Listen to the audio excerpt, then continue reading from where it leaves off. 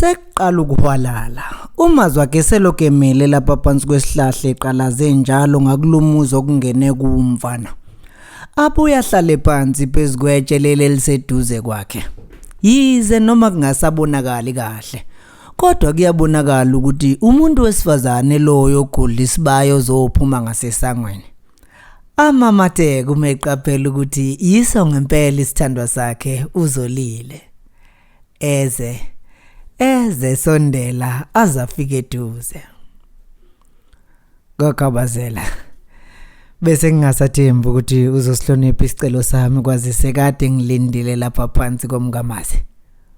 Umazwi wakhe ngesikhathi esukuma etsheni esondele elula isandla eqhawula. Awuze umazwi wakhe uzolile ekhophozele ebheke phansi kodwa elula isandla eqhawula. Kodwa uthi bengisangaphuma njengoba osabelo begcwele lonke igceke leli. Phela mphemba lesi isikhathi sokuvalelwa kwemfuyo. Ngisho nobaba uma egcekeni ufuna uqinisekisa ukuthi zibuye zonke ngempela yini. Bengingafuni ukuyidonsela amanzi ngomsele. Afa kumunwe emlonyeni sakuncela emamateke entshontsha umazwi wakhe ngeso. Kodwa ke ngingasho nje ngithi selokhu umfana efikile wangibizela eceleni engazisa ukuthi ngilindele. Inhliziyo yami ishaye ngamandla ngaze ngafisa sengazuthi ngabe sengilapha. Kungcono ke kodwa ngoba manje sekhwalele. Akasekho umuntu ongaselamela njengoba silapha nje. Phela ekhaya ngiphumesa umuntu okhishwa isisu. Akekho umuntu ongazi ukuthi uma ukhishwa isisu ungabuya noma yinini ngaphandle. Bahleke bobabili kodwa beqinisekile ukuthi bahlekela phansi. Kudlula ingelosi. Umazwi wakhe ebuyisa inhlonze eshaya isikhwehlela. Khabazela. Ngifundile incwadi yakho. Ngawezwa namazwi ongijikjela ngawo kuyobela incwadi. Elingisuse phansi ikhize ileli lokuthi kuzwakala sengazuthi usuyalahla ithemba kunezi ngekusasa seselisebenzele kanzima kangaka. Mhlawumbe kuzofanele ngikukhumbuze ezolile ukuthi imino wayibika kuwe. Nokuthi sibambane kangakanani na kanjani phezulu kwezilingo nemimoya yevunguvungu ebiza amazamisa uthando lwethu. Kodwa kuwo lo mnyama sithandwa sami.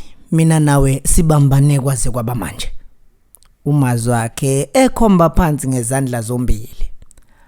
Asondele elula izandla zakhe zombili. Nozolila memukele babambane bebukene emehlweni.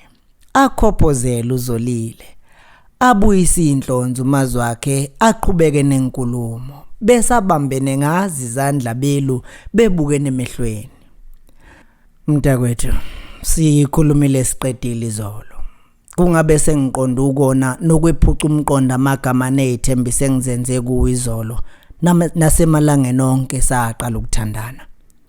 Kodwa ngiyafisa ukuqinisekisa ukuthi noma ngingaluwela uthukela inhliziyo yami ngizoyishiya nawe ngunezi wami omuhle.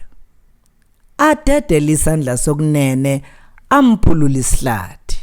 Uzolile mamatheka. Sombisi.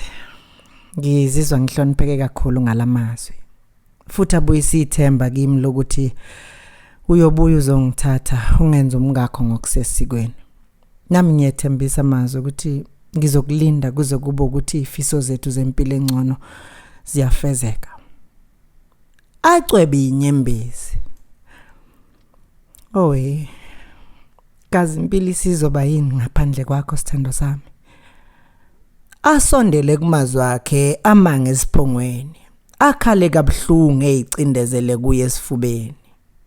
Umazwi embambatha naye ecwebe inyembezi. Hayi. Ungabusakhala mntakwethu. Uma kufanele ngihambe ukuze impilo zethu zibe ngcono. Musu kungivimba ngomfula wenyembezi engazuthi ngiyofa la ngiyakhona. Lugobhoze nakuyo unyembezi alwesule ngesihlakala sejeza eligqokile.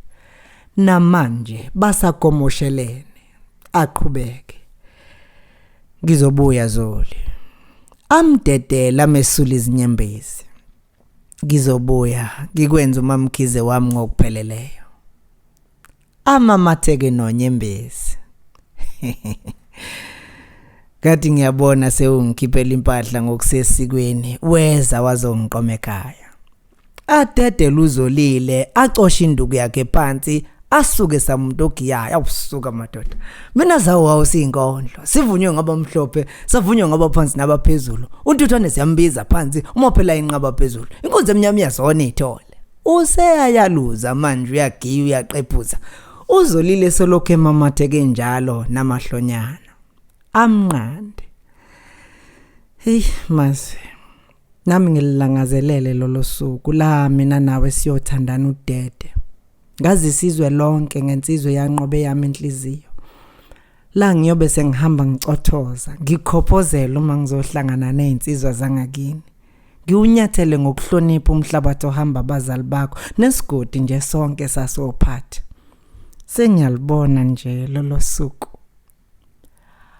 Aphakamisa amehla abheke isibhakabhakeni esazigcwele izinkanyezi sicwebile. Kodwa phakathi nalolo suku namanje kukhona itheko mazwakhe. Lugobhoze futhi unyembezi. Kukhona intaba namaqhumazo okusitha amasonto nenyanga singabonani. Itheko indlela elizogwinya likuvalele nabesifazana abahle abesulekile abamehla mhlophe atheqwa amazinyawo uthotho sompisi. Pho mina ngiyini-ke ngiyumkhaya nje ozofunda athi angaqeda ibanga leshumi kuthiwa ngihlale phansi ngilindele umento. Oh hey yeka nini ngesambane sona esihamba umgodi asangawulala. Gize kabazela kamavovo kunezo khanya maseswini njengelanga klame yaphelele etsheni ngokubadaphunela.